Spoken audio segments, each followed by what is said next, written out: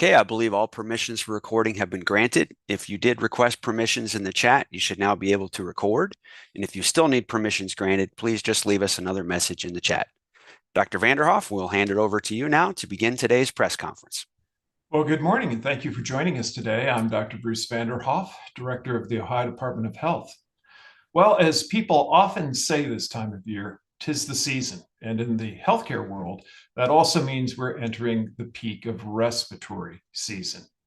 Should be no surprise then that in Ohio and nationally, we are seeing an increase in cases of COVID, influenza, RSV, and other illnesses.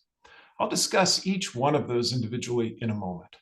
But I thought it was worth saying here from the start that of course, any increase in illness is something that we take very seriously and monitor very closely. We are grateful that our hospitals are not seeing the admission rates and the numbers of severe cases that challenged our healthcare delivery system in recent years. Nevertheless, case numbers are rising. And we know that as they do, we will see more hospitalizations and severe illness. Many Ohioans have taken the opportunity to get vaccinated, but many more haven't. The good news is that while cases are on the rise, there is still time to get vaccinated. And I'd encourage anyone still on the fence to get out today and get a shot. Now, let me turn to what the numbers are telling us. Certainly, our COVID-19 case numbers are on the rise recently. To this point, though, this season's increase is a bit less than what we saw last year, a year you may recall that was a huge improvement from prior years. The month of November of this year saw Ohio report 50,233 cases. That compares to 54,311 in November of 2022 and over 170,000 in 2021. COVID hospitalizations are currently averaging about 450 a week, compared to about 600 at this point last year, and between 2,000 and 3,000 in 2021. What I do find concerning, though, is the low number of Ohioans who have received the updated COVID vaccine that became available in September. To date, about 1.1 million Ohioans have received it. That's about 9.3% of us. We're encouraged that a higher number of older Ohioans, who of course are among those most at risk of getting seriously ill, have been vaccinated. 29% of Ohioans aged 65 and older. But clearly, there remains a lot of room for improvement.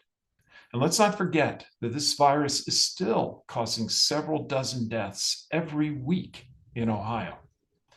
Getting this vaccine, which replaces all previous COVID vaccines and boosters, remains your best bet for protection against severe illness.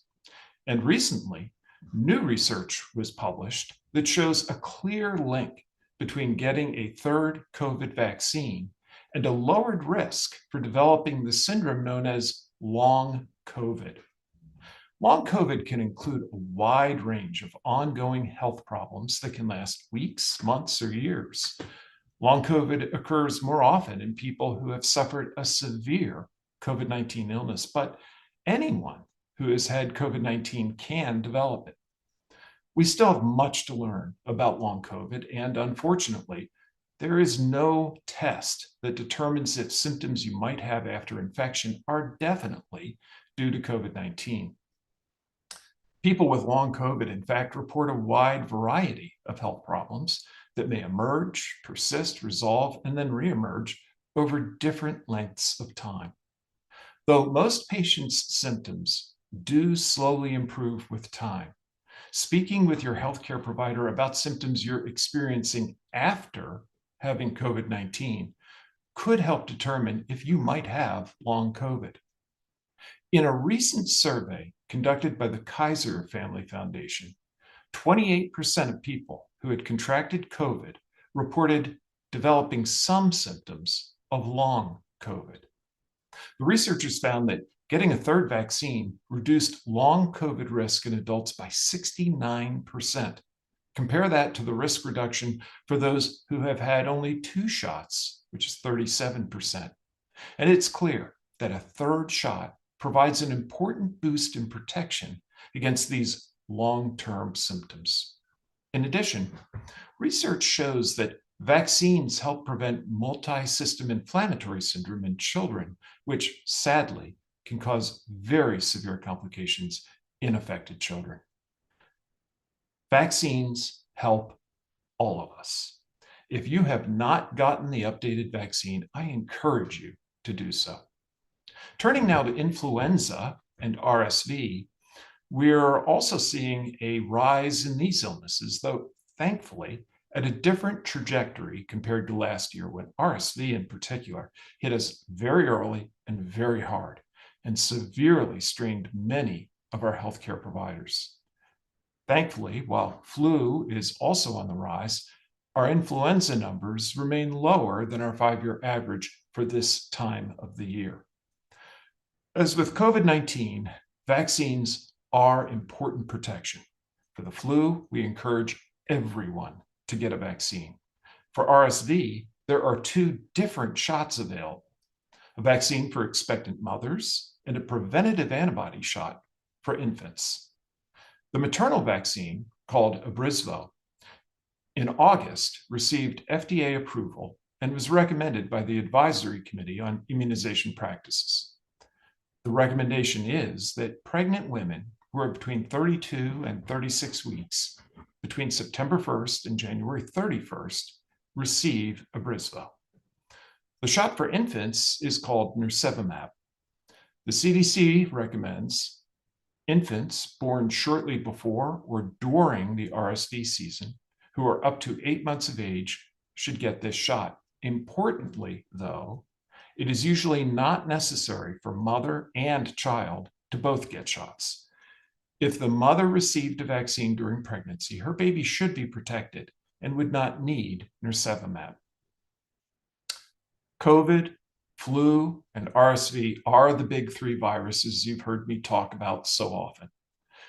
This year, we have seen an increase in a variety of other respiratory illnesses, including well-known bacterial pathogens we haven't seen much of the last few years. One of those is the bacterium Mycoplasma pneumoniae. Historically, one of the more common causes of bacterial pneumonia, especially in younger people. This bacterium is well known to physicians, but worldwide, we're seeing this organism bounce back this year after not having played much of a role the last few winters. As some of you know, Warren County reported a cluster of pediatric pneumonia cases last month. By state laws, certain diseases are serious enough health threats that individual cases are reportable, meaning providers must report them to the Ohio Department of Health.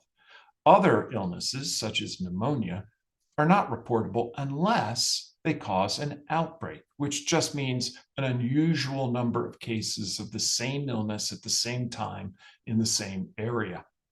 It's important to note for context that throughout a normal respiratory season, county-level outbreaks of respiratory illnesses like we saw in Warren County are not unusual.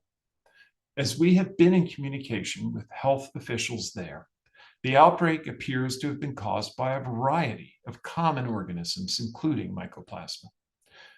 We also are encouraged to hear that the number of new cases reported in Warren County has slowed recently. There is a pneumonia vaccine available, but it's for another bacterium, Streptococcus pneumoniae. There is no vaccine for Mycoplasma, and there are many causes of pneumonia. It also has been a year of elevated cases of pertussis in Ohio. The disease, also known as whooping cough, can cause serious illness, especially in babies and young children. Historically, many diseases have cyclical patterns. And according to CDC data, pertussis tends to peak every 3 to 5 years. What we're seeing in Ohio is not outside the realm of these periodic increases. But pertussis is preventable and is among those vaccines on the CDC's list of childhood immunizations. and is also required by Ohio law in order to attend school. It's delivered in combination with the vaccine for diphtheria and tetanus and is called the DTaP vaccine. As was the case with other childhood immunizations, the percent of Ohio children entering kindergarten who are up to date on their DTaP vaccine dropped in the pandemic school years of 2020 to 2021 and 2021 to 2022. We were heartened to see those numbers rebound last school year, that is the 2022-2023 year, and we certainly hope that trend continues this year. Taken all together, the prevalence of these respiratory illnesses in Ohio should say emphatically to us that we need to take advantage of all the preventative tools that we have available to us. Those tools, of course, begin with vaccines, the flu vaccine for most Ohioans, the COVID vaccine, especially for those age 65 and older and with compromised immune systems, as well as some underlying health risk factors, and the RSV shot for expectant mothers and infants. It's also important to dress warmly and appropriately as you go out in the now cold weather to maintain good nutrition and eat foods rich in vitamin C and vitamin D, and be mindful of air quality, especially when you're indoors. And now I want to welcome our guest today, Dr. Joe Gastaldo, an infectious disease specialist and vice president for clinical affairs for Ohio Health Dublin Methodist and Ohio Health Grady Memorial Hospital. Dr. Gastaldo, I just mentioned some prevention tips, but as you're looking at respiratory illnesses in your practice and also around the country and the world, what are your best recommendations for patients in terms of prevention? Thank you for the warm welcome, Dr. Vanderhoff. And a lot of them you really hit on. I think what's really different today is the fact that we're talking about these respiratory viruses. And with the exception of the virus that causes COVID-19, the virus that causes influenza, RSV, and other respiratory viruses are not new. We've known about them for a long time. And even with mycoplasma, the bacteria you mentioned, that's not new either. What's different this year, I think, coming out of COVID is everybody is very much sensitive to those. And I think it's good that people want to get a diagnosis. But most importantly, what's new now is we have testing capacity available where you could go to your hospital and if it's clinically appropriate, you'll get a test done in real time and it'll tell you what virus you have infection with or mycoplasma, or for that matter, other bacteria. So that's a good thing. What I usually tell people is obviously take care of yourself. If you have a medical condition like diabetes, monitor your blood sugars, take care of yourself, really be as in best medical condition as you can. Nutrition is important, exercise is important, but most importantly, understand the tools that are available. For the three viruses you just mentioned, respiratory syncytial virus or RSV, we have a vaccine available that may be appropriate for those 60 and above. For pregnant women, as you mentioned, because RSV is a major cause of disease in neonates. We have an influenza vaccine that's FDA approved and CDC recommended for everybody 6 months and older, and obviously a new COVID vaccine. I think it's really important for us to understand that. And really, it's very important that people at highest risk for severe disease really get connected with a healthcare provider about their risk and receiving those vaccines. Dr. Gastaldo, you mentioned mycoplasma, and we've certainly been hearing a lot more about that this year. Can you tell us more about that organism and what patients might expect and how doctors approach the care of patients who are diagnosed with mycoplasma pneumonia? Yeah, so mycoplasma pneumonia is a bacteria. In the medical world, we call it walking pneumonia. And to be frank, there are many people who have it and don't even know about it. And there's a big part of people who have this bacterial infection who really get through it without any antibiotics whatsoever. So most commonly, people can have mild respiratory symptoms and it goes away on its own. Sometimes people do get hospitalized and become quite ill with it, whether they be having at-risk conditions or for that matter, no risks.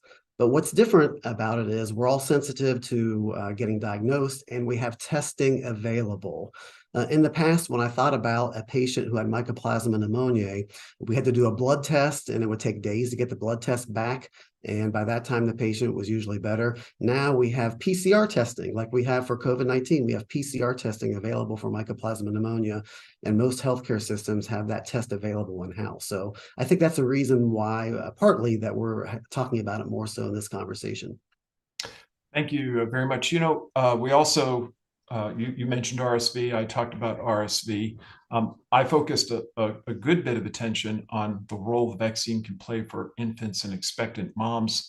But I think you rightly mentioned it can also be helpful for older Ohioans. Can you talk a little bit more about that and share some of the conversations you're having with older patients about that vaccine? That's a great question, Dr. Vanderhoff. So what we have available is an RSV vaccine for anybody 60 and older. RSV in the elderly can be a major cause of hospitalizations and respiratory failure, severe disease, just like influenza and COVID-19. In that particular case for an RSV vaccine, I think it's a no-brainer that people should get it the older they get. And if people have underlying lung conditions, they're immunocompromised, someone may have COPD or asthma, someone may be diabetic. For those people who are 60 and above, I think it's a no-brainer that they receive the vaccine. For those who, what I call in the 60 range and are healthy otherwise, I think it's less urgent that they receive it. But I think the older someone gets, and if they have underlying health conditions, to me, it's really a no-brainer that they should receive the RSV vaccine. Well, thank you very much, Dr. Gastaldo. In conclusion, I want to reinforce what Dr. Gastaldo and I have been recommending to help prevent the spread of these winter respiratory viruses. Even though we're thankfully not in a pandemic state any longer, I hope we don't let our guard down. Some of what we can do to stay healthy includes very basic steps. Wash your hands frequently, cover your mouth when you cough. I'd also, though, ask you to be mindful of protecting others. This is the time of year for large indoor gatherings of family and friends. But if you're not feeling well, if you have a cough or congestion or other symptoms, even without any sort of official test or diagnosis of some kind, please consider staying home. There are those who are more vulnerable to respiratory illnesses, and by making the choice to stay home if you're sick, you're protecting everybody. And of course, really the foundation of prevention in the modern era is getting vaccinated. So as we've shared, if you have the opportunity yet to be vaccinated, please get out and get a shot. I wish you all a very happy and healthy holiday season. And with that, Ken, I think that we are ready to take questions. Okay, thank you, Dr. Vanderhoff. A reminder to please limit yourself to one question. And our first question today is from Stephen Langell, IdeaStream Public Media. Yes. Thank you so much for your time. I was just trying to better understand what steps the department's been taking to ensure that communities, especially low-income, disadvantaged, underrepresented communities, have the access to affordable access to vaccines that are both easily accessible and affordable, and that they also know that such vaccines are out there. Yeah, thank you. We're doing a great deal, and I'll share a little bit at a high level, and of course, we can get you further information following this press opportunity. It begins with our partnership with the federal government around the Bridge program for COVID-19, which is a program that is designed to ensure that those who might not fall into the wide net of insurance coverage, including in Ohio, Medicaid, which covers the large majority of our children, have the opportunity to get access to these vaccines without the cost being a barrier. But it extends then to the other vaccines as well through programs like Vaccines for Children, which also help us with the financial challenge of providing that bridge. In addition, we have been working very closely with local health departments, with providers throughout the state to get the word out and message out. We also have a pretty highly developed social media campaign designed to help get that message out, and there's more. So we'll provide you with more detail following this, but rest assured, this has been a major focus of the Department of Health. Thank you. Our next question is from Chris Madrano, ABC News. Hi, good morning. I just wanted to confirm, are we seeing the number of pediatric cases of pneumonia starting to go down, or are they still rising and the numbers of new cases are just starting to slow? Well, I'll answer that question at a high level. And I'm not sure if you're referencing specifically the outbreak that was reported in Warren County. Is that your focus, or are you talking just generally? Yeah, if you could speak on that, and then maybe just in general in terms of the mycoplasma and the strep pneumo cases. Sure. Okay. So Warren County is counting cases of pneumonia that they have had since August, which would include the entire respiratory season so far. And we looked at the data for people in Warren County in that large area in terms of reporting to the emergency room for unspecified pneumonia this year, and compared it with the same time frame in 2019 and 2022. And there is no difference in the number of people in that area presenting to the emergency room with pneumonia than what we saw in 2019 and 2022. Now, we couldn't compare this year to 2020 or 2021 due to COVID-19 and the obvious impact that that had on respiratory illness cases in the state. Additionally, we looked at the hospital capacity in that area, and it too is comparable to 2019 and 2022. So this information leads us to believe that this year is similar to past years in terms of respiratory season and the amount of pneumonia that we're seeing in Warren County, which it appears to be fairly in line with the trends of previous years. And as I mentioned, it's not at all uncommon in any respiratory season for a particular county to reach the outbreak threshold, and yet the entire state, does not similarly reach that threshold. Thank you. Our final question today comes from Jim Provence, the Toledo Blade. Hi, Dr. Vanderhoff. Thanks again for doing this. Sure. You talked about these multiple viruses. Is it possible to get more than one of these at one time? Does one make you more vulnerable to the other? And if you do get multiple viruses at the same time, does the treatment change?